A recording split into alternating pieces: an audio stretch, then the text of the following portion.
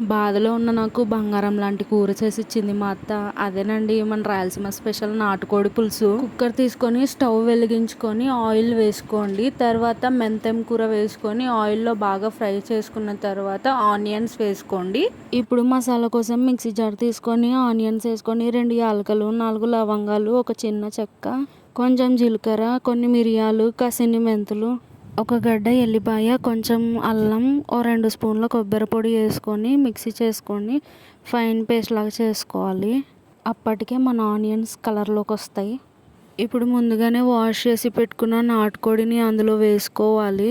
తగినంత ఉప్పు, కొంచెం పసుపు వేసుకొని కొంచెం సేపు ఆయిల్లో ఫ్రై చేసుకున్న తర్వాత టమాటోస్ వేసుకోవాలి.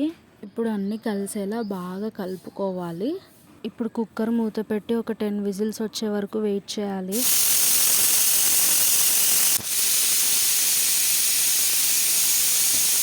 ఇప్పుడు కారము, అల్లం వెల్లుల్లి పేస్టు, ముందుగా రెడీ చేసి పెట్టుకున్న మసాలాని వేసుకోవాలి.